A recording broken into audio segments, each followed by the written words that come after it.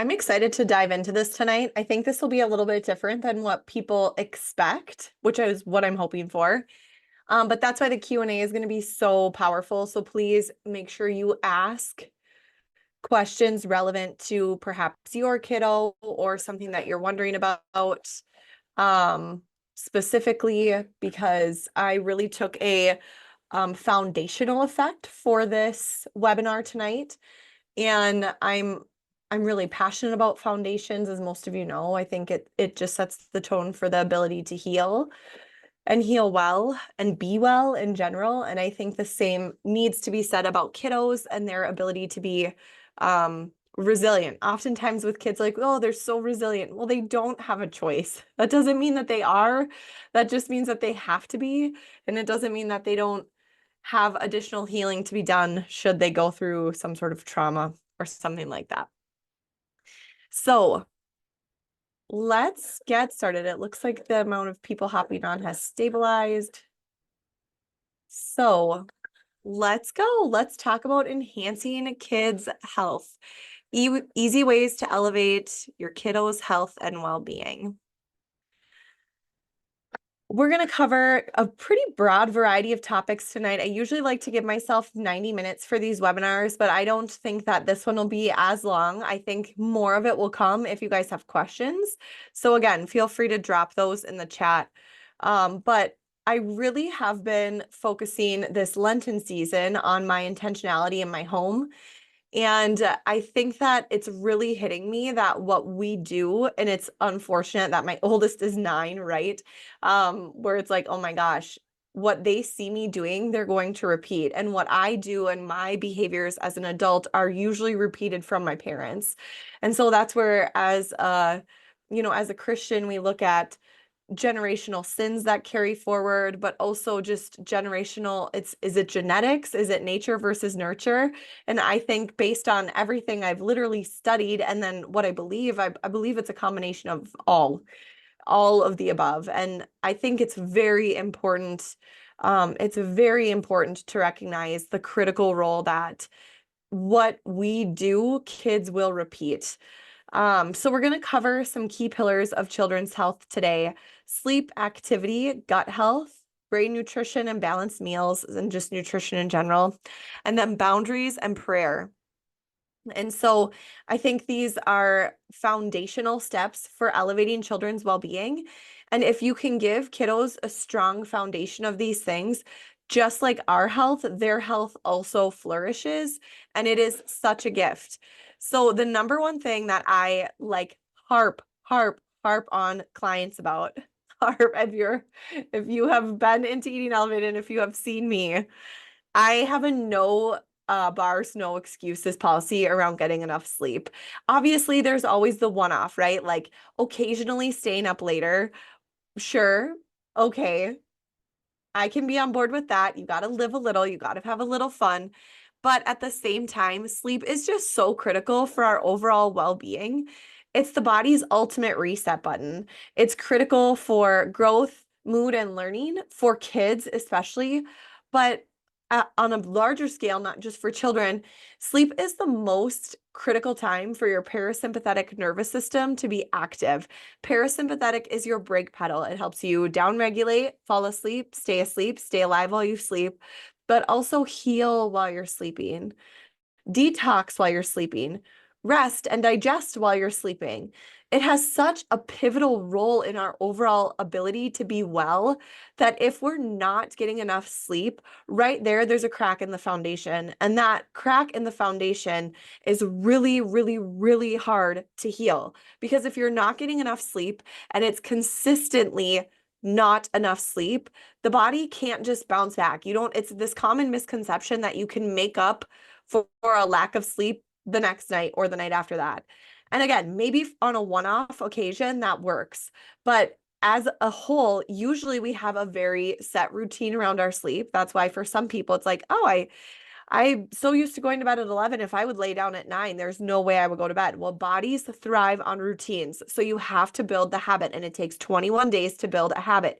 You have to ease the body back into getting adequate sleep so that it's not living life on glorified naps, because it cannot heal on glorified naps. And the glymphatic system in the brain, which is the trash system for the brain, cannot adequately drain if you're not getting enough sleep. Okay. So for adults, that's at 7.5 hours. For kiddos, look at this: ages 3 to 5, 10 to 13 hours, ages 6 to 12, 9 to 12 hours, and ages 13 to 18, 8 to 10 hours. I don't think a lot of kids are getting this amount of sleep. Especially critical is that 6 to 12 range. I think that's so important because this is the age where kiddos are usually starting to be more indoctrinated into sports and staying up late and having weird sports schedules, staying up late to get their homework done. Rarely getting up early to do that, but it's usually on the latter half of the day, right? Like cramming all this stuff into the end of the day. And I just think we're doing such a massive disservice to these kiddos' brains and their ability to heal, recover, and be good students and good athletes. So I'm such a huge advocate for slowing down your life intentionally so your kids can sleep, and allowing them to sleep and them seeing you sleep is so critical for them realizing like this is a normal part of life. It's very good to go to bed. I grew up in a home where my mom got her me time at the end of the day when we were all sleeping. And I grew up hating going to bed because I wanted to spend time with my mom. I didn't want her to be awake without me. I wanted to spend time with her. So I just hated bedtime. I dreaded it. I did not want to go to sleep. I vividly remember laying in bed for hours, what felt like hours, not being able to fall asleep. And there are reasons for that, which we'll talk about in the next slide. But it's so important. I feel like in our home, we have a really regimented bedtime routine, which is just critical for my kiddos. I can tell when they don't get enough sleep almost immediately. Their behavior in school starts to decrease, poor focus, weakened immune system, mood swings, higher stress hormones. So during those really critical prepubescent years, through puberty, if they're not getting enough sleep, it's just going to exacerbate their cortisol. It's going to throw their sex hormones out of balance. So it's so important. It's so important. It's like the number one thing. If you are like leaving tonight with, where do I start? It's start with developing a healthy bedtime routine. Start with showing your kids that you love to go to bed and you look forward to going to bed at night, and you're not going to stay up late to get additional things done. Again, a one-off is one thing, you guys, but what is the norm 80% of the time? What is your routine 80% of the time, where they're seeing that and they want to mirror it for you? So I always joke, like the amount of sleep, my husband has always been a great sleeper, like loves sleeping, napping, you name it. And I think back when we were dating and just married, of like all the sleep I missed out on in my youth and how much it probably would have helped me with some of the emotional distress and gut distress I dealt with in my teen years. But I stayed up late. I stayed up really late, again, because it was my norm in my house. I saw my mom do it. So I thought like, oh, I can't wait to get older so I can stay up later. Tips for better sleep hygiene: stay consistent with your routine, or develop a routine that allows you to be consistent. It is amazing how we have a routine. You might not actually know you have a routine around what your bedtime habits are, but the people around you notice, like, okay, mom just hopped in the shower. That means she's going to be brushing her teeth and getting ready for bed. Like, kids thrive on routine. Our bodies thrive on routine. So if you start to develop a routine around bedtime, the body will know it and not trigger the cortisol from the hypothalamus to the adrenals. It won't trigger that cortisol again. When the body starts to downregulate with melatonin, it won't feel the need to secrete more cortisol to catch a second wind to keep you up later. So this is that natural inclination that people have, maybe around, sometimes it's a little too early. You got to work with the body a little bit here if it's out of whack. That second wind that people or kiddos will often catch, where they'll start to get tired at like 8, and it's like, okay, if I power through, I'm going to be fine. I caught my second wind. Don't power through. Start to listen to your body. Start to tap into that routine so you can really find that intentional healing. No screens. I mean, no screens an hour before bed. If you're on screens, which I forgot the last webinar and this webinar, I usually wear my blue light blocking glasses to these webinars, especially as soon as the sun goes down. It's still a little light, but as soon as the sun goes down, if you're not going to bed super early or in the winter months, put those blue light blocking glasses on, and I'll talk more about that on the next slide. But optimizing the sleep environment, studies have shown that cool, dark, and quiet or white noise is the best type of environment to get adequate rest in. If you or your kiddos sleep with a nightlight on, which is normal, I would say, for some younger kiddos, it is important to note that the body knows that that light is there and it doesn't necessarily fall into as deep of sleep. Everything about the way God designed our body was so intentional. So if we're tossing at night and it's not totally dark, or for the most part totally dark, no artificial sources of light, the body will question like, oh, is it time to get up for the day? This is so funny. This happened to me a couple of months ago. My son had turned on the lights in the kitchen at some point during the night. I don't know how or why, but I woke up and it was like 3 o'clock in the morning. It was way too early to be awake, but I saw the lights on in the kitchen and I just assumed it was time to wake up, and I was up for the day. There was no going back to bed after I like walked out and realized I'm like, this is not the sunlight. This is the light, and look at the full kitchen light. And then I looked at the clock and it was like 3:12 a.m. I'm like, and my cortisol is kicking already. It is saying, good morning, Ellie. It's time to wake up. So your mindset matters, and what your body and what your eyes perceive and communicate to the rest of your body, it can really make or break your ability to stay down regulated and sleep. So if your kiddo's one that doesn't like the dark, I would challenge you guys to find a nightlight that works, that maybe is more of an ambient light, or maybe a salt lamp that's not going to throw off any, if at all, blue light, so that it doesn't wake up their hypothalamus to talk to their adrenals to get the cortisol going. Blue light is found in screens, fluorescent lights, and the sunlight. Not all blue light is bad, but it talks to the body in a really specific way. And that's where using things like red light to counteract some of the blue light that we experience throughout the day can be really helpful. Reducing sugar and screen time before bed can make such a huge difference, you guys. Such a huge difference. It's hard to do because kiddos are addicted to screens and addicted to sugar. But if you're going to start to cut that out, it can make such a huge difference for their melatonin to work the way that it's supposed to. So many kiddos are needing melatonin to go to sleep now, and I'm guilty of it sometimes too, so there's no judgment there. But it's because they're getting that stimulus from outside sources, talking to the brain, saying it's time to wake up, it's time to be energized, it's time to be alert. And that's not necessarily true. So really minimizing or completely omitting screen times before bed for younger kiddos for as long as you possibly can, it has been shown to be hugely impactful on circadian rhythm and sleep. And then also getting adequate protein before bed, especially as kids are growing, can help minimize blood sugar irregularities that could wake them up at night as well.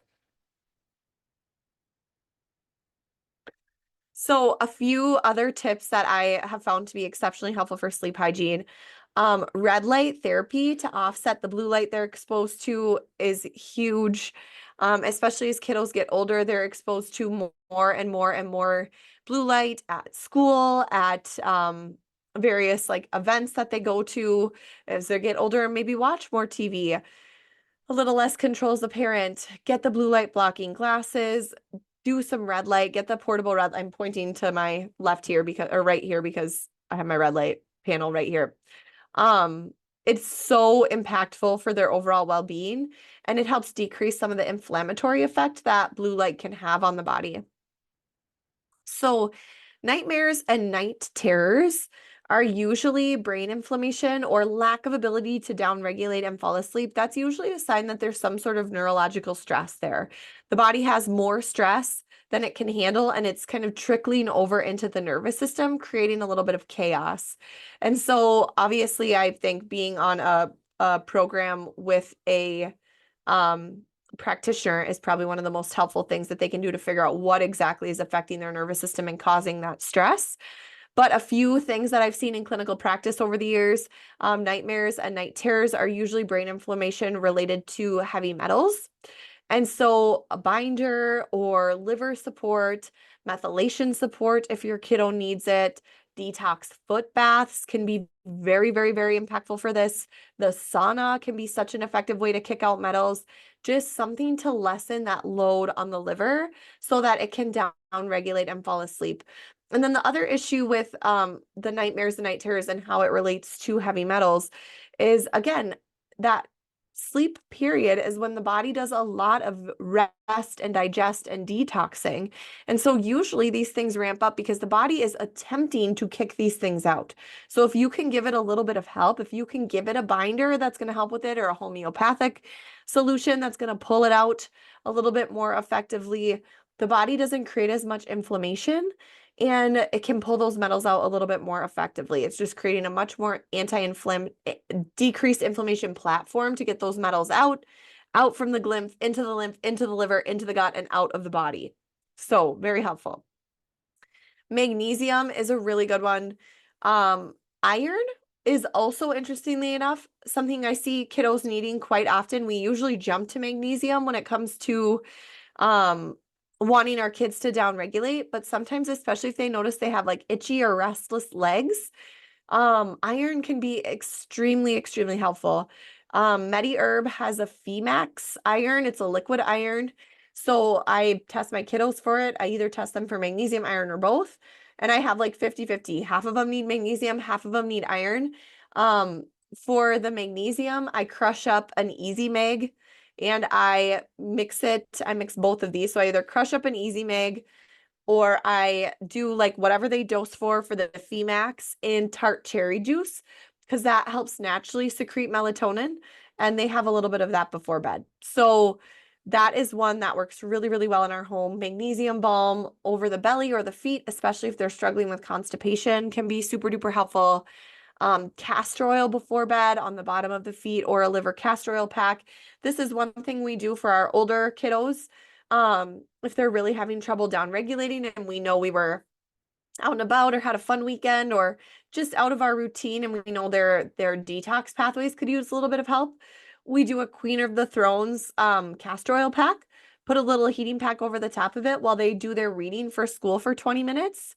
And usually they feel really good after that and they're ready to down regulate and go to bed. And then just playing calming music. I am that person that usually always has like, you know, Mozart or something annoying on in the background. Now my husband, he plays the country music all the time. The kids prefer that, but I play a lot of the classical music because it's so good for the kiddos and their brains. So just a few options, but the more that you come away with like one thing you think could really work for your kiddos, start there and make it a family event. When it comes to the castor oil packs, that's something you could totally do with your kiddos in the evening before you go to sleep. And they see you do it and they mirror it and they want to do it as well. The next thing that we are going to talk about is activity and movement. And this is something I am so passionate about. I am so passionate about exercise. It's amazing how when you go from exercising to look good to exercise to feel good, the difference it makes in your mindset and how much healthier it becomes for you. And that's one thing for my kids I want to make sure I carry over is we exercise in our home because it's honoring the body that God gave us. And it's also such a good way to take care of our body and our minds as well. Recent studies have shown that only 20 to 28% of youth between the ages of 6 to 17 achieved the advised 60 minutes of physical activity a day.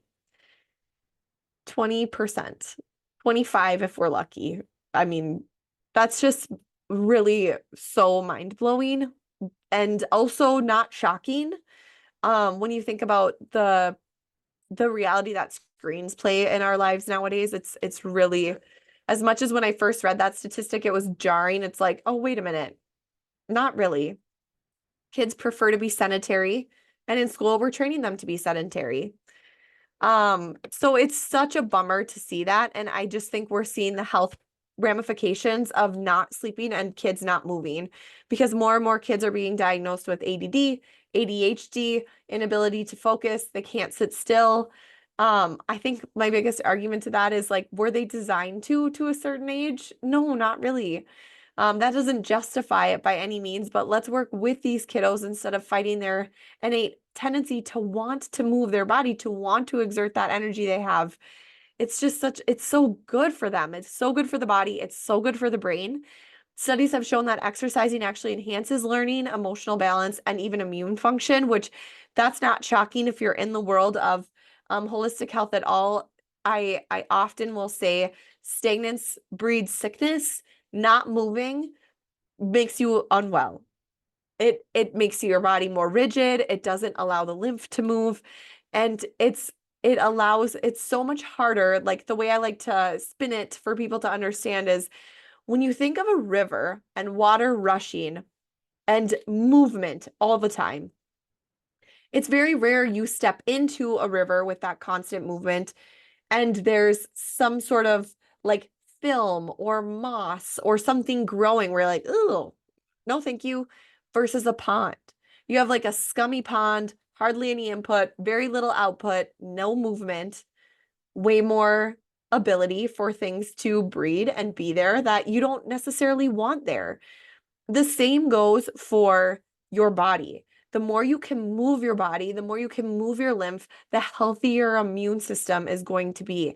The healthier your bones are going to be and your muscles are going to be, as well as the gut. The movement connection to the gut, especially for kiddos that are chronically constipated, is so critical. So if you can get those kiddos moving and grooving, it does so much for their gut motility. So again, that recommended daily level is at least 60 minutes of moderate to vigorous activity per day. And I guarantee you, if you can start having your kiddos do this, it makes such a huge difference for their sleep, back to that foundational step one, but also their ability to be focused and present in school. So this is so much easier to do than you think. Just chunking it up into 15-minute chunks a few times a day can make it so much more simple. Like I am one of those people, as soon as it's not dark in the morning, my kids are out playing before they go to school. They need it. They wake up with so much energy. They're ready to go. And then they get home, 15 minutes outside at home, and then 15 minutes inside, and they do their reading for the day or whatever homework.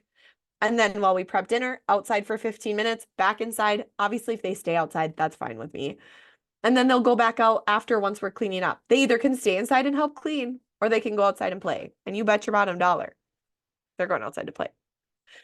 And now that we have older kiddos, and younger, like our youngest would be outside as often as she possibly can because she's obsessed with the outdoors. Doesn't matter the weather, it could be freezing cold. So our oldest play with her outside and they love that. But the other thing that's really critical is, are you going outside? I, for the longest time, had the hardest time getting my kiddos to go outside. And then I realized, oh my gosh, I'm not going out there with them. Of course, they don't want to go outside, or they don't have an expectation to go outside if they don't ever see me going out. So I try to, for at least two of those, be outside with them, if not more. Or my husband will be outside. That way it's normal. It's a normal part of how they see us, being dwelling. And so it's not like this punishment. It's so good for them. So since incorporating our time with them, it makes it so much easier for them to want to be out there. But there's so many types of good activities. It doesn't need to be like a structured hour of exercise. Climbing, running, jumping jacks, just natural movements, going for nature walks, looking for different sticks, rocks, and bugs. You can make it, anything can be fun if you have a knack for adventure, or if you let them do the imagining and you just follow along. They can do structured exercise. Sports, swimming, martial arts is so good for kiddos, especially if they have trouble with that discipline. Resistance training. This is my office / workout room / I've got my red light and my sauna in here. It's kind of the catch-all. I have my kiddos join me for strength training workouts as often as they want to. Do I love it every time? No, but it's such a natural part of who I am. And if they want to spend time with me, I want them to be doing the things that I love, and I want them to eventually love them too. And then more of that mind-body movement, stretching, dancing. We have a ton of dance parties in our kitchen in the winter when it's hard to get outside after it's dark. We just blast that music and dance it out for like 15, 20 minutes, and everyone is happier for it.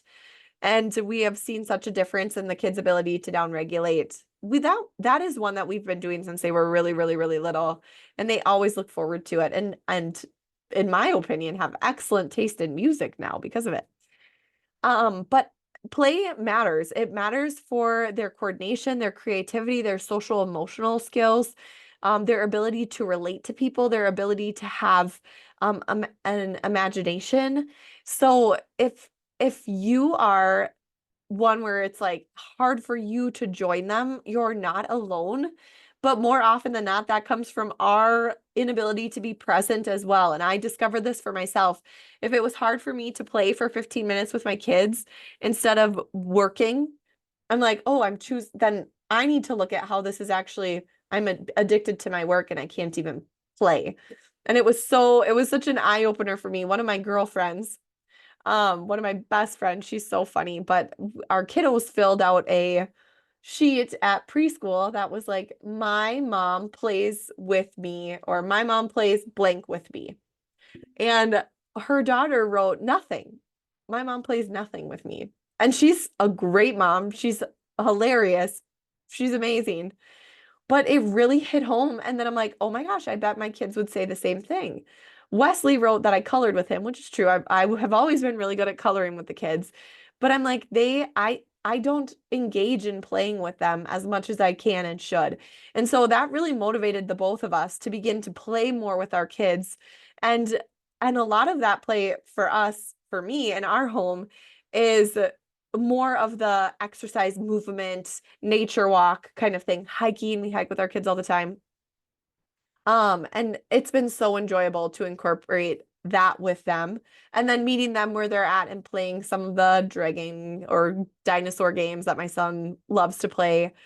At least for a little while. They get kind of sick of us because we're not that fun, but at least we're engaging with them and you feel better for it as a parent too. So letting their imagination run the show for a little bit can be such a huge game changer. And again, just don't expect them to be doing any of these things if you're not doing them. You set the tone for your home, and it is so critical for them to see you enjoying what you're doing. And exercise is not a punishment, it's something that you get to do. And being outside is not a punishment, it's something that you get to do. And we're so blessed that we get to do that. And what that will do is it will build their immune system in so many ways. It's going to move that lymphatic system. But also, the more that they play outside, the more diverse microbiome of the gut they're going to have, the better and more grounded they're going to be, especially if they're playing outside barefoot. There's so many good things for the nervous system just by engaging with the outdoor environment, no matter the weather.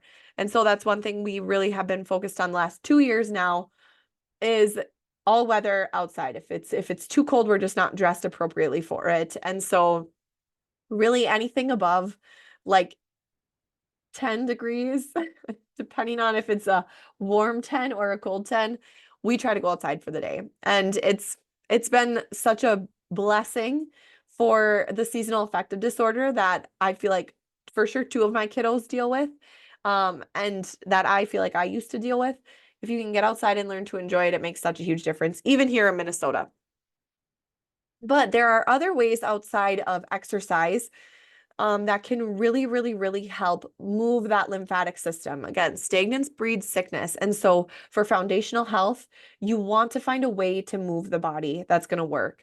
So rebounding, getting a trampoline, this is one that another winter hack if we can't get outside for a full hour in the winter. These are things we're doing at home.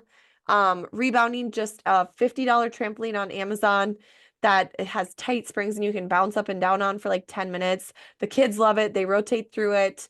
We play music while they do it. Simple. The chi machine is a machine that you literally just set your ankles in and it shakes back and forth. You're laying flat on your back. We have this at Eating Elevated. We have more of a commercial one there, but you can also get those very inexpensively on Amazon. I would maybe like upgrade at least a little on Amazon because otherwise they're really kind of jarring. But the chi machine helps circulate the lymph through the body. It helps align the pelvis and decrease inflammation in the hip bones, and then align the spine as well. So super easy, super passive way to move the body. So good for your body.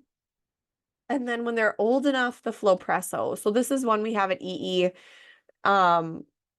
There are a few other places in Minnesota now that have it, but it is like a spacesuit type of system that applies heat and compression to move the lymphatic system. The other thing I really love about the Flowpresso is it's the compression in the way that they design it is a deep compression that helps release the fascia. So if there's any trauma that the body is storing, even little kiddos, it's amazing how well that can work to help unravel some of that trauma. But it is important to keep in mind if you have younger people or even yourself, if you do a session and you feel a little more emotional or agitated or sad, start to kind of unpack, okay, why do I feel this way? So that you don't resuppress those things back into the body. It's God designed our bodies so beautifully and to heal. And I think the fascia system is such an intentional way He calls us to deeper healing. And again, even though kids are very robust and seemingly adaptable, they internalize a lot of that stress and that trauma. And so by doing perhaps cranial sacral work or doing the Flowpresso, you can begin to allow the body to feel safe enough to unpack some of the things that it could be holding on to that perhaps they don't even know. So I'm a big advocate for fascia care for all ages because I've just seen it do an immense amount of healing in such an intentional and God-designed way. Other ways to support the immune system, just because I know this is really critical. A lot of parents are always worried, and usually rightfully so, when their kiddos are getting a fever or are sick. Calcium lactate from Standard Process is my least but best kept secret, least best kept secret. I mean, I tell everybody about it. If your kiddo has a fever that seems really high, just crushing up calcium lactate and either sprinkling it right in their mouth or mixing it with applesauce can help bring that fever down. What the fever is trying to do is to release calcium from the bones and from the tissues to suppress, to help with the immune system and keeping the immune system functioning well. And so to suppress the need for that fever to continue to rise, if you can supplement that calcium with calcium lactate from Standard Process, it's amazing how fast the fever can go down. I mean, it's amazing. And you can't overdo that one. So I'll tell parents, if they're bigger, they're more of a adolescent kiddo, like prepubescent adolescent. You could do 2 calcium lactate right off the bat. For the younger ones, crush up 1, give them 1, see how they do. If they're really, really little and you mix it with applesauce and they only get a half down, great. Just wait 15 minutes, see what happens, and you can always do more after that. If their fevers are getting really, really, really high, CT minerals. If my kids have any sort of fever, I'm always doing CT minerals and I'm always doing electrolytes. CT minerals, the liquid, it's a pill now, but the liquid had like 100% effectiveness when it came to seizure disorders. And so if those seizures are some high fever seizures are something that you're worried about, CT minerals is a very effective remedy for that inflammation in the brain that can trigger some of those seizures. So I am a big, big fan of that. And I give my kiddos that along with electrolytes every time that they're sick. Ways to be creative with that. If they don't like to just drink it, you can make it into a little popsicle or make the electrolytes a little more saturated than the minerals. And just, again, yeah, put it in a popsicle form so they can suck on it. Easy peasy. Onions in the socks. This is one that is an old wives' tale, but it works so well. So if your kiddos are sick, the onions will pull toxins out of the bottom of the feet, almost like a detox foot bath, but really intentionally for immune challenges. This is why onions and garlic are so good. Their high sulfur content is so good for gut and clearing out especially fungal and bacterial imbalances from the gut. It can do the same thing through the bottom of the feet, so that's a good one. Epsom salt baths, such an easy way to, again, get that lymph to a healthy flow and pull toxins out of the lymph while it does it. When they're sick, really sick, a more saturated Epsom salt bath is more merited. So you can do usually more of an adult-based Epsom salt bath. For kiddos, we're usually like 1/4 of a cup of salt, whereas if they're sick, you could go anywhere from a 1/2 cup to a cup, depending on how sick they are, as long as they're getting adequate electrolytes, or having those popsicles while they do it so they don't get dehydrated. It's rare that they would, but if they're sensitive, you just want to be careful. And then, of course, being on a personalized nutrition program, making sure that they have what they need and their liver has what they need, really helps support the immune system in such an intentional way. So if you can do personalized nutrition program, sleeping, movement, oh my gosh, my kids do not get sick. They just don't. And we are so blessed by that. So blessed by that. Okay. So let's dive into gut health and parasites. I kind of plug the parasites in here because I think it's really critical to talk about, but it's all kids are so adaptable. If we can do some of these foundational things, they might not need any parasite cleansing. So the gut is the second brain. What happens in the gut affects everything. Everything. So if you don't know if your kids are pooping every day, start asking, have you pooped yet today? Does your belly hurt? So many times kiddos have stomach aches. They wake up and they're like, oh, my tummy hurts. So my challenge is to start to associate it to a couple of things, okay? What did they eat last? If it's not when they wake up in the morning, if it comes on throughout the day, okay, what did you eat for lunch? Have you drank enough water? When was the last time you pooped? What does your poop look like? My daughter is on the podcast this week, and we talked about poop on the podcast just a little, and she left and she's like, I can't believe we talked about poop on the podcast. I'm like, Anna, all I do all day is talk to people about their poop.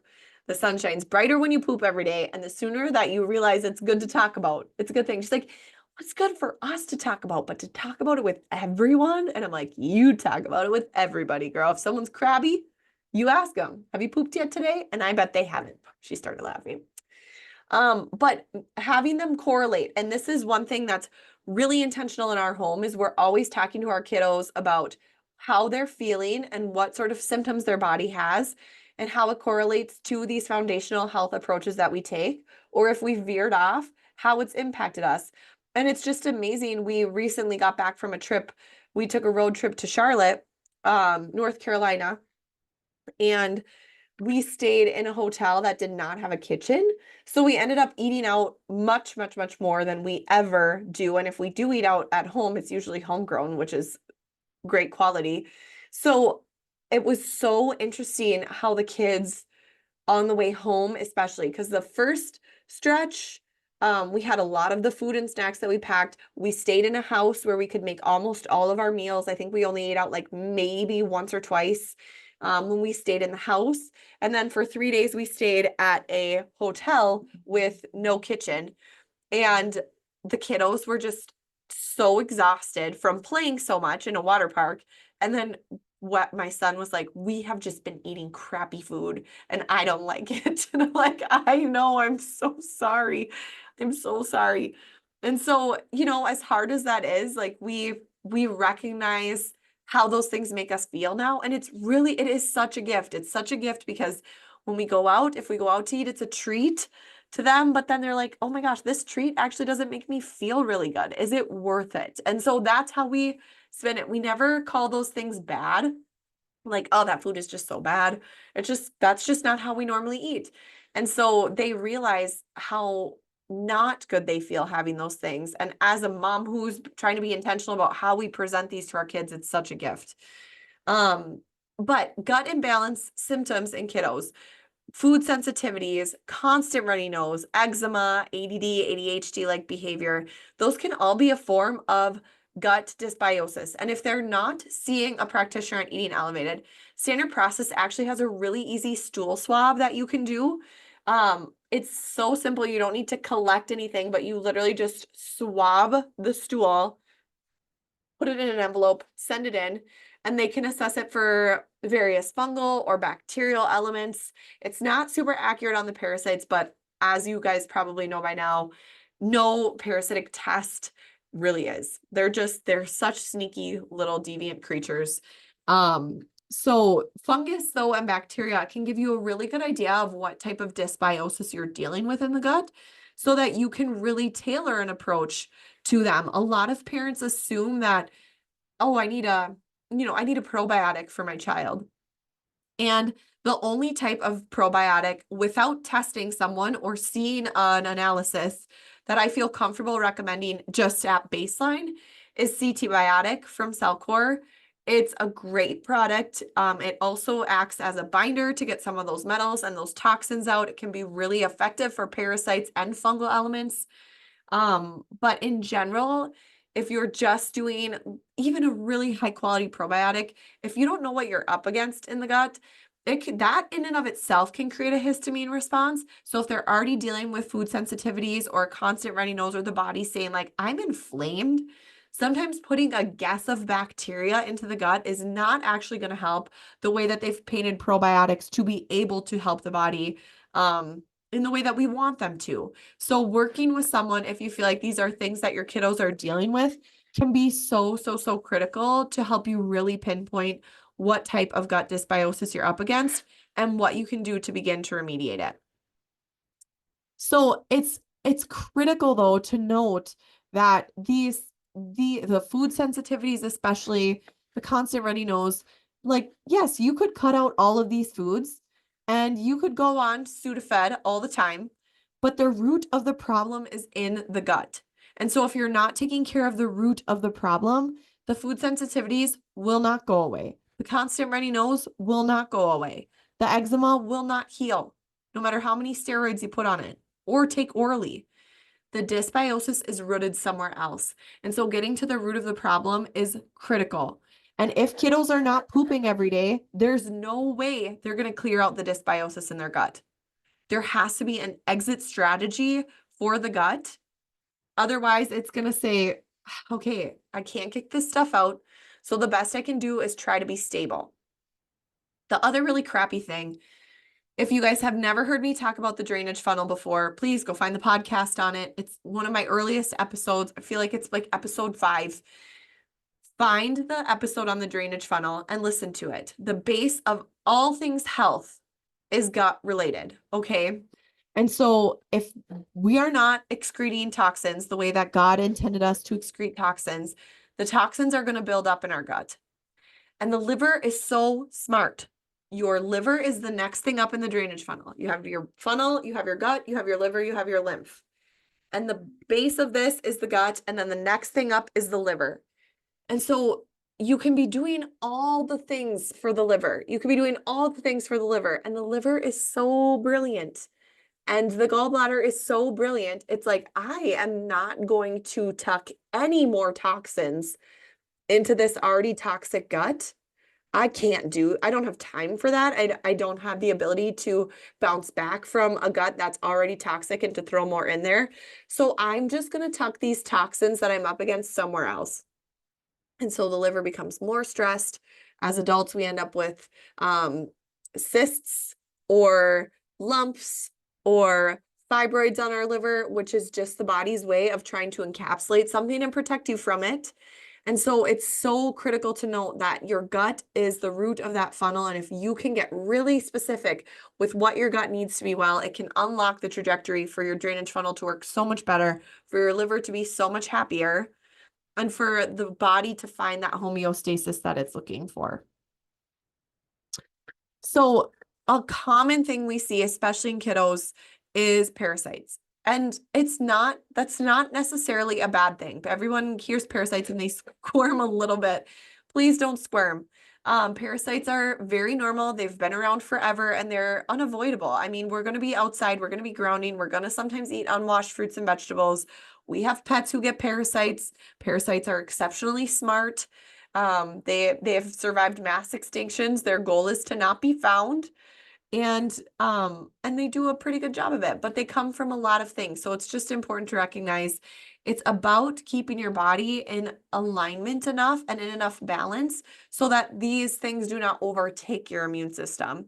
Now, unfortunately, one round of antibiotics can effectively decrease the gut microbiome by 90%, and newer studies are showing it can take up to 2 years to replete. 2 years. 2 years. It's exhausting.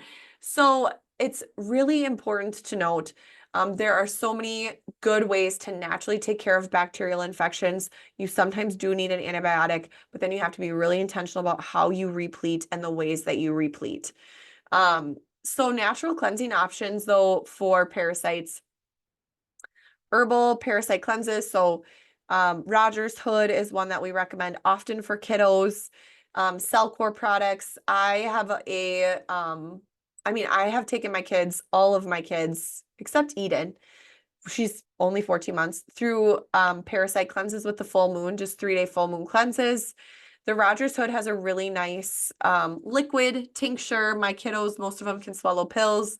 So we will literally just do like a CT biotic, a para 1, 2, 3, 4, whatever they test for, and then a binder and do that morning and night. And it makes such a huge difference. You can do really effective parasite cleansing with paracord or energetics products. Again, it's much more helpful. I don't have any of that on here because I think it's unique to your child. And so finding a route that works for you and your kiddos is really critical with this. But it is one thing that we implement very routinely in our home. And my kids, my older kids especially, they now know if they need it. They don't always love it. Like they don't love doing a full moon cleanse, but they can tell like, oh, I'm not feeling like myself. I'm a little crabby. Maybe I should do this. My belly hurts. And that's one thing with Anna. She's just a little more sensitive. Their school has mold in it, so that can flare up some of the symptoms that kiddos deal with. And so Para 3 is one of her favorite products. She can tell if she needs it, both GI and or brain wise. And so she's really, really good about putting it in her belly button. Even that can make all the difference in the world, especially if the gut is feeling uncomfortable. Pumpkin seeds, bromelain in pineapple, super great antiparasitic, black walnut hulls, and then the probiotics. But again, CT-biotic would be the one that I recommend the most, just as a broad spectrum, because it's going to be definitely a less histamine effect if there's more going on there than just gut dysbiosis. Daily gut health support. So this is what I would prefer instead of jumping to probiotics, is getting it from fermented foods. Sauerkraut, kefir, yogurt, kombucha. Whole foods are so much better for your kids than processed foods, okay?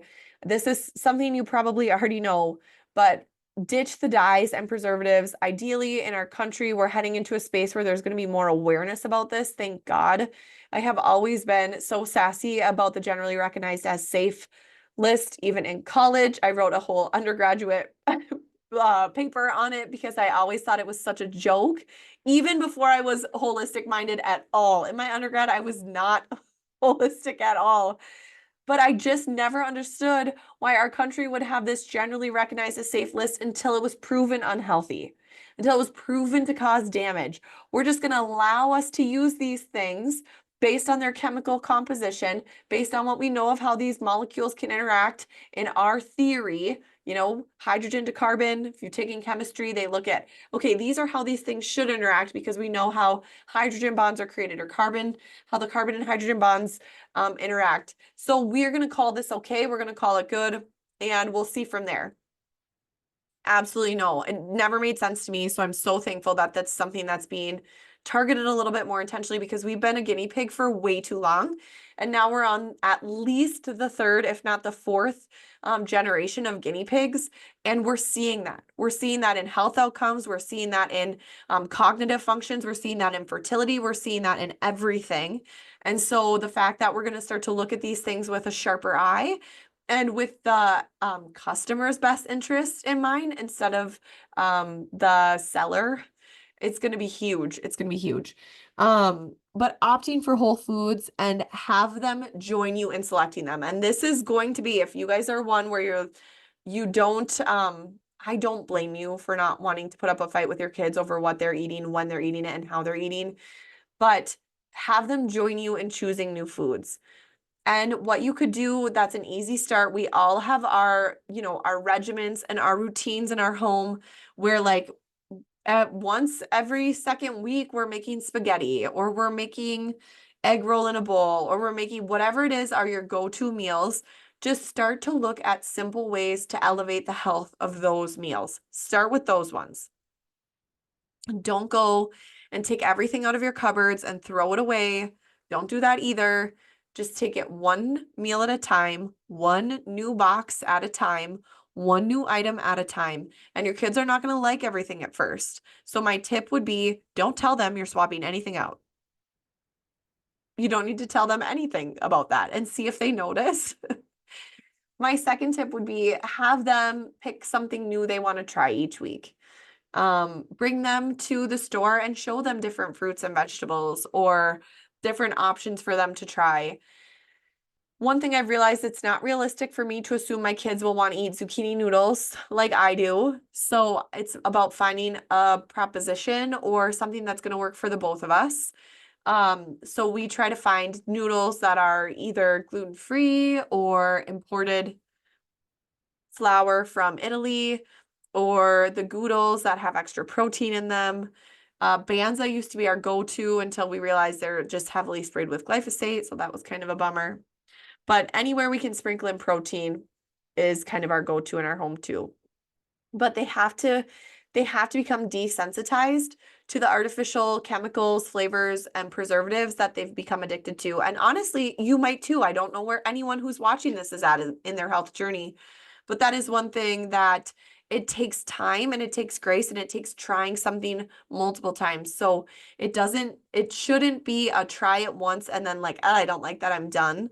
And this is where I lean more into the parents a little bit. Like, you're a grown up, you know what's good for you. Eat it because it's good for you. I'll eat anything if it's good for me. It doesn't mean I'm going to like it, but if it's good for me, I'm going to try it. I'm going to try to find a way to be creative with it so that I can like it. But I'm a little bit less empathetic to the parents, to the kids. Take it one meal at a time. And again, have them join you with it.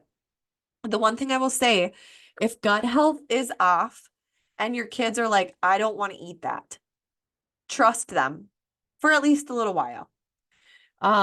It's very counterintuitive, but I find if kids have a lot of gut dysbiosis, their liver and gallbladder is a little bit off, so their ability to break down larger proteins is also a little bit off. And so this is where I can just muscle test them and see if they test well for something or not. But usually and very innately, if a kiddo's looking at especially a higher protein type of meal or eggs or a meat, and they're like, oh no, I don't want to eat that. And it's not like I don't like it. It's just like I don't want to eat that. Usually the body knows it eats with the eyes first. It's like, oh, I'm not going to be able to break that down. My gut is just down and out. I can't do it. And because carbohydrate digestion has the longest runway in the body, it tends to have the least issues. And that's why kids are more innately drawn to carbs. So just trying to get whole food carbs, trying to find the proteins and the fats that do work for them, super duper critical, super duper helpful. And then the next part of this, one thing I love to add in for kids that does help with digestion is choline.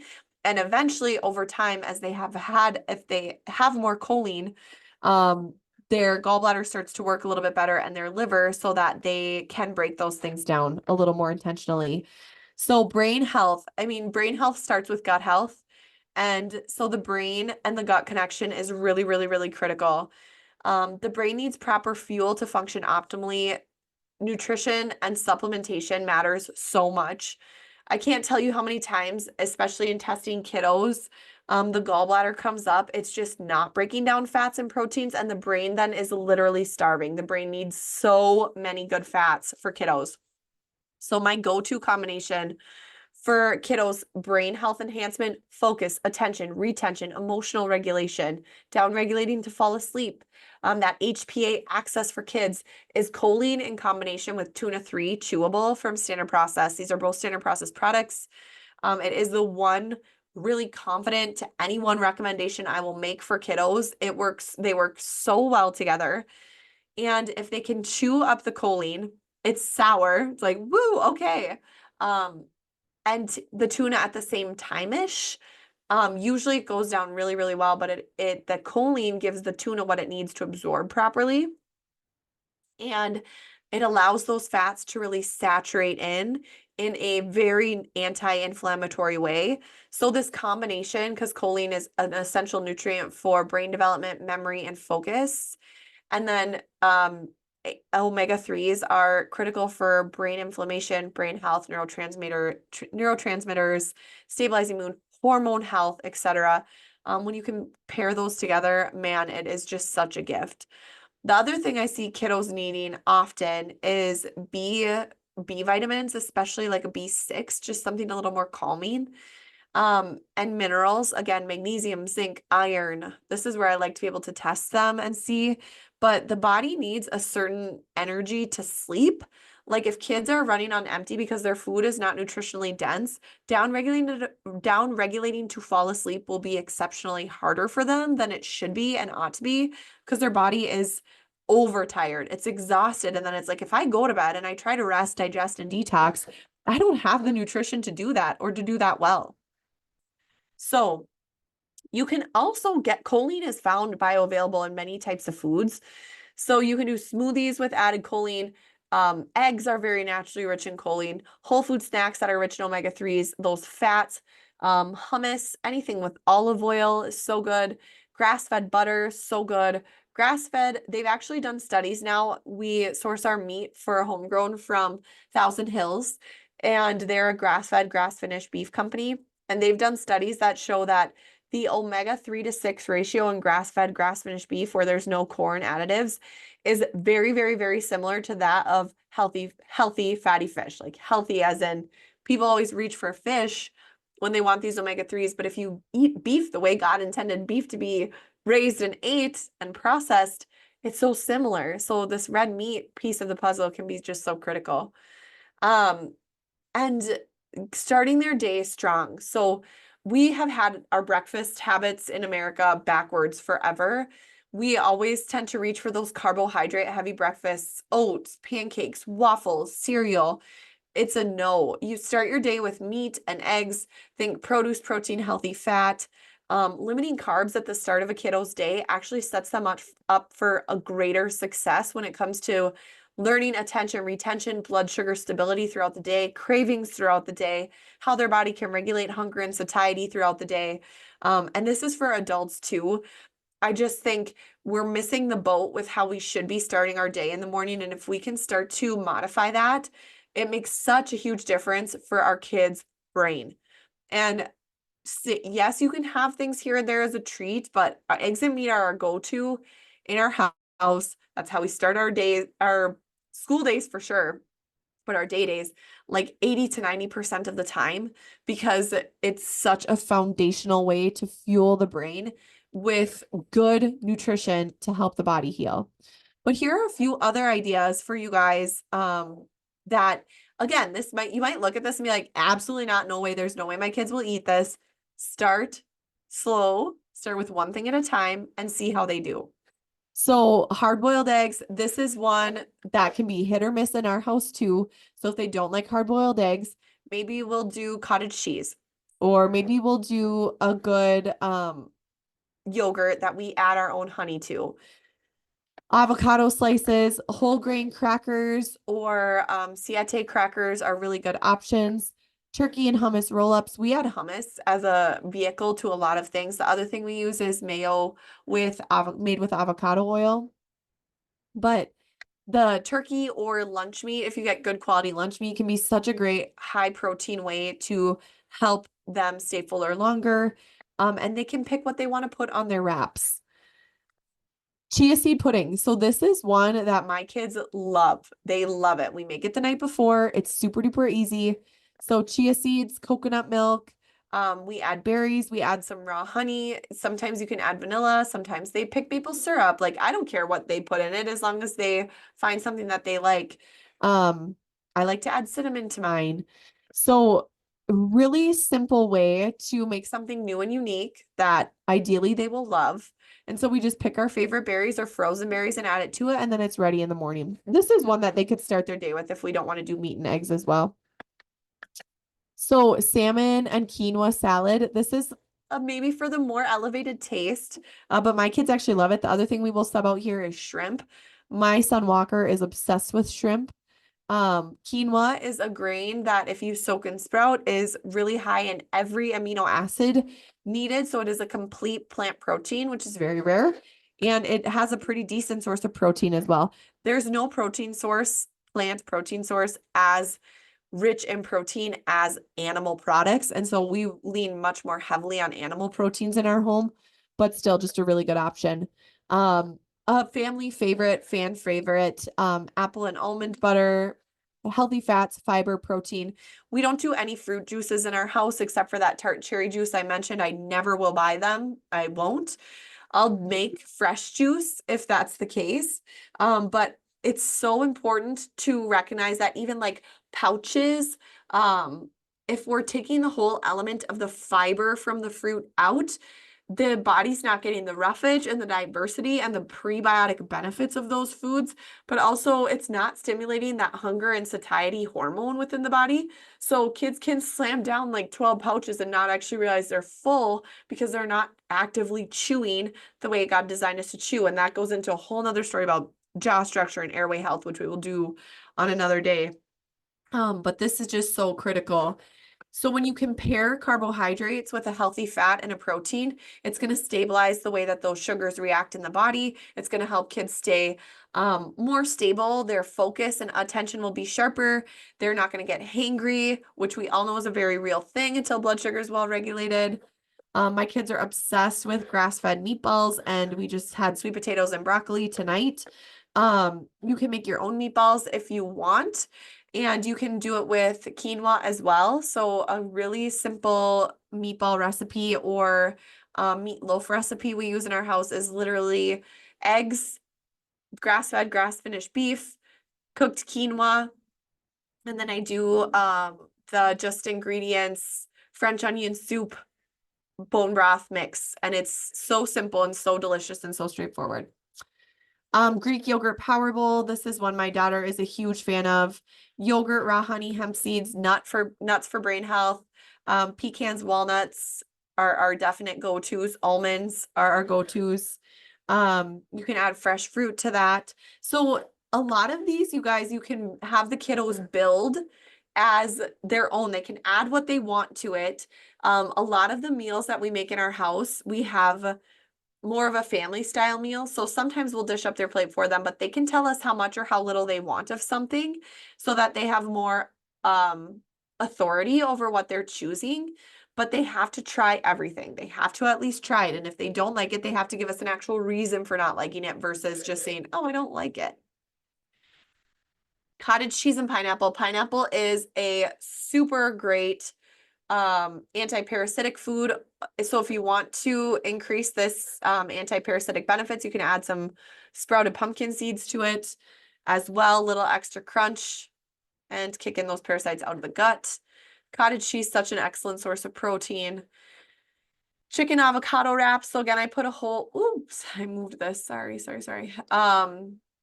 I put a whole grain wrap, but you can just start with what you have. Use what you have. If it's too much to jump to a whole grain wrap, use the wraps you have at home.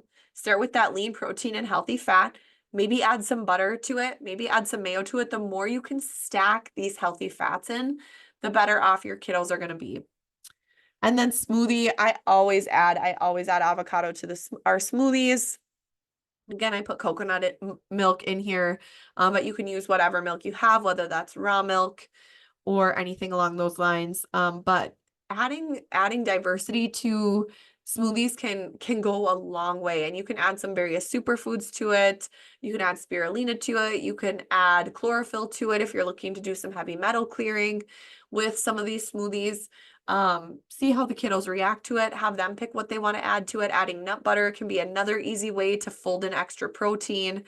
I love just ingredients or body health protein powders, but you don't need to do those. You can start with real food and real ingredients and go from there and add in the extra sources of protein if and should you need to.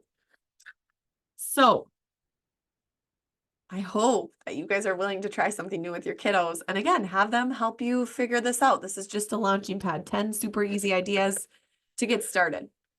Oh, there's a question from Ashley from a little while ago. Sorry, Ashley, do we have a brand of blue light blocking glasses I prefer?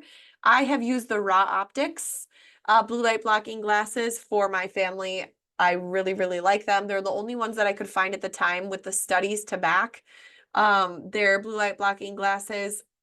The spectrum of the blue light coming off of technology. It has been shown to work the best for that.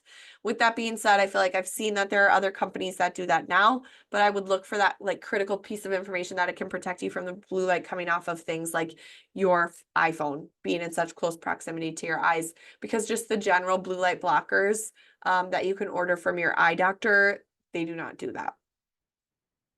Okay, this one is critical and so important, and it might not be for everyone, but I think it's worth mentioning the role of prayer and gratitude in kiddos' health and adults. And I just think this is so important.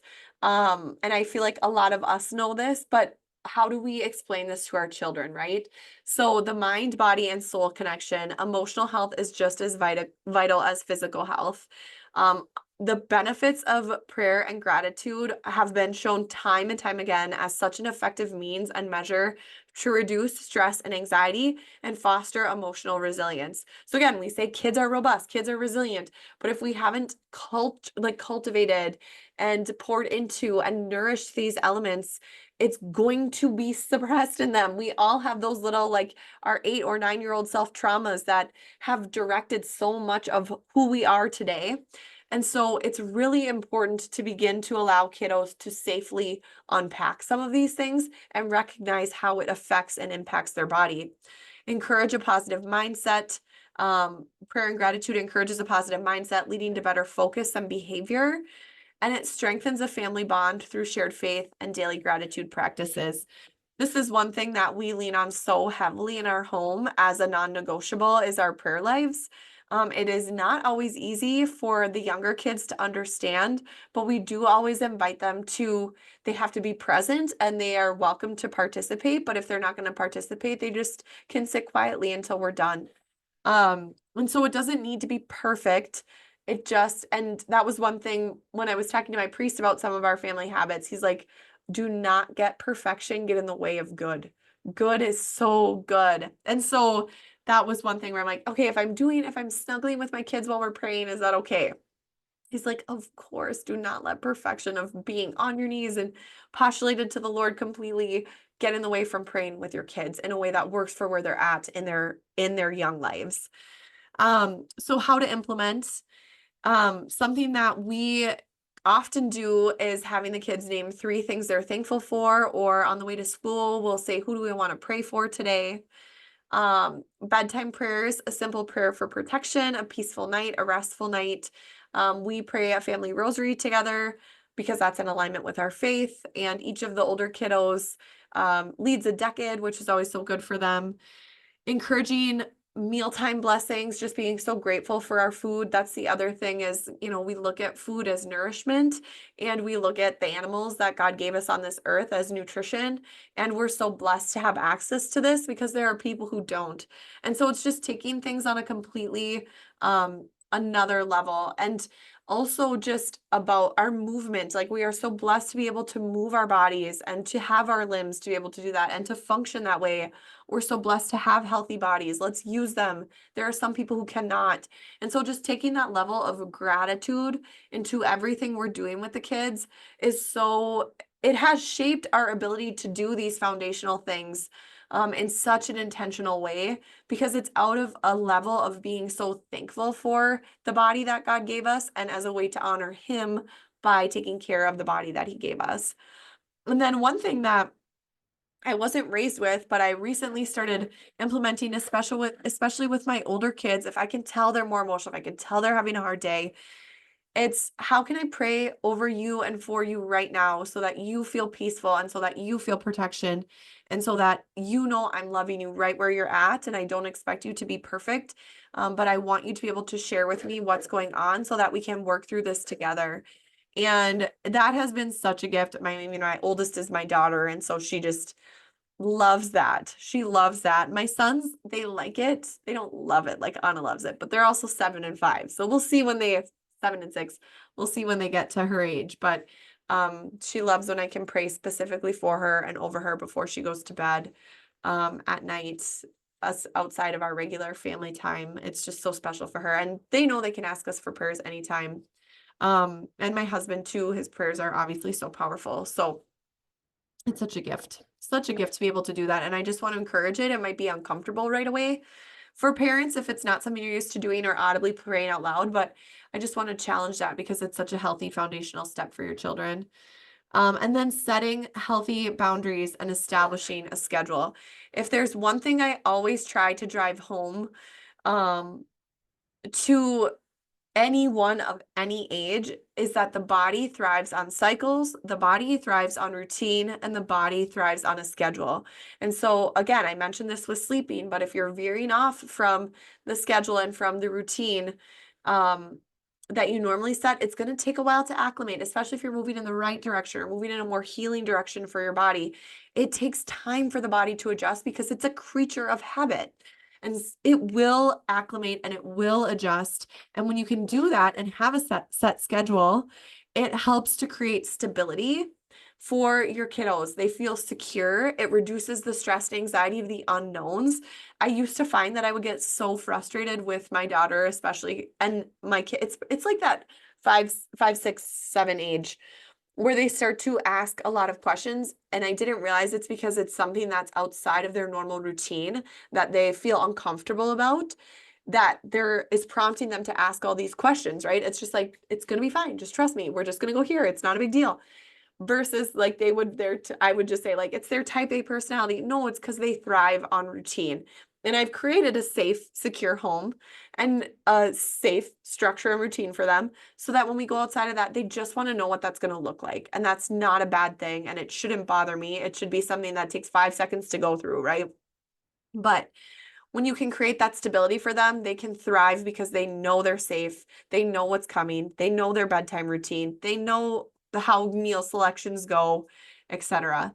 But boundaries as a whole is something I talk often about because I think as adults, and especially in the fast-paced world we live in, a lot of us are not setting healthy boundaries or sticking to them. And so for those of you that struggle with boundaries, please read the book Boundaries by Henry Cloud. From a Christian perspective, it single-handedly changed my life because I used to look at everything, every ask, every request as like, I would do this for Jesus, so I will do this for this person. And even though that is a beautiful perspective, it was causing undue harm to myself, to my family, and to my faith life as well, because I would be making all of these exceptions that people didn't actually know that I was making, but I knew that I was making. And so it just was like this spiral effect that never needed to or should have happened. So Boundaries by Henry Cloud, it is so great. And if you can teach kiddos to set healthy boundaries at a young age, it can help so much with their self-discipline, emotional regulation, and respect for themselves and others.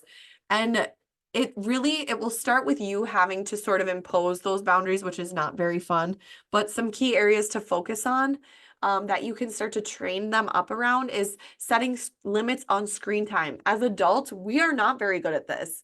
So you can encourage them and find encouragement to yourself of starting to decrease that dopamine addiction of constantly reaching for our phone and just going on autopilot. It protects their brain health. It protects their development. It protects their social skills. Ours too protects their ability to be present. It also protects their sleep quality. Mealtime structure. Again, I have always been this crazy with my kids, but in all my schooling, the association between eating and being distracted can really mess up your hunger and satiety hormones. And there are so many people who, while they're eating, they could be on their phone or they could be reading or they could be just distracted. And I want my kids to focus on being present while they eat so that they actually know when they're hungry and they actually know when they're full. And at the same time, it's very, very rare. And I know I'm lame. I let them like eat while they're watching TV. We don't watch a ton of TV, so usually it's a treat anyway, and we'll have homemade popcorn or something. But if it's like cartoon Saturday morning, they have to eat their food in the kitchen and then they can go watch TV. I don't want to create those associations of mindless eating in their life because, again, it just feeds addiction and it's feeding patterns in the brain and it's feeding habit correlation that I don't want them to have. They don't know that. I know that, so I set the strict boundary around it. And it doesn't need to be a full conversation with the kids about it, but it's like, no, you can't eat in there. No food while you're watching TV. No food while you have your tablet. And so that's become second nature, but it's habits that adults themselves need to be aware of and get themselves out of too.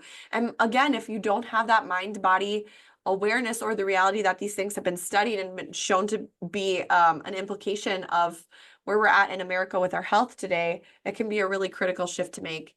And then again, daily routines, just having a little three thing checklist. Like before you can do XYZ, you have to do ABC. Brush your teeth, make your bed, get dressed. And then you can do whatever, if it's not a full reward, whatever they enjoy doing for the day. So it's helping to just set in place healthier, not overly strict, not overly rigid boundaries that allow them to start to develop their own self-discipline and boundaries around, okay, if I can do this, then I earn that. Or if I can do, if I don't do this now, it will be better for me in the long run as well. So just practical tips. Again, set non-negotiable family rules. So no screens at the dinner table, bedtime routine staying consistent, talking to your spouse, who's going to be doing the routine. I'm gone tonight, like me doing this webinar tonight. Drew took the kiddos, he said the night prayers, got them to bed, did the whole routine by himself, probably crushed it. So it's not often we do them apart, but it's important when we are not doing them together that we continue that consistency for the kids because they thrive on it and they look forward to it. And they hate if we don't pray our rosary at night together. I had such a hard time falling asleep because we didn't pray our rosary. If we say it earlier in the day or if we're traveling and we're in the car. But it's so beautiful how these foundational structures and schedules and boundaries help kids thrive in being well too, because if they're overly anxious about what's coming next and they don't have that routine, that increases their cortisol, that increases their blood sugar, that increases their stress response, that creates a trauma feedback loop. So it's creating a healthier child on a completely different level because they're able to feel safe and secure and downregulate so their body can heal. So a little bit of a different approach, but that is my presentation for you guys tonight. And the one thing that I will add is I read this last week. It was a Solemnity of Saint Joseph, who's the foster father of Jesus. And this was just by this author. And she wrote in the beginning about how she had gone through something large and she was wondering if it was ever possible to rebuild a home where there was peace and where her son could flourish. And after a long pause, it was like the Lord spoke to her and he said, your son is watching your every move. Decide what you want him to see and it will form him. And so as I was praying about, okay, is this the direction I want to go with this webinar? That was just such a strong reminder of how much our kids absorb everything we do and everything we see and how much it shapes them. And so by me giving this webinar about enhancing kids' health, it's also enhancing your own health so that you can lead by example for these tiny humans, because that is what they crave, that is what they desire, and that is what our homes are structured to do. So does anyone have any questions? If you do, pop them in the Q&A for me. Otherwise, I will get this saved and uploaded.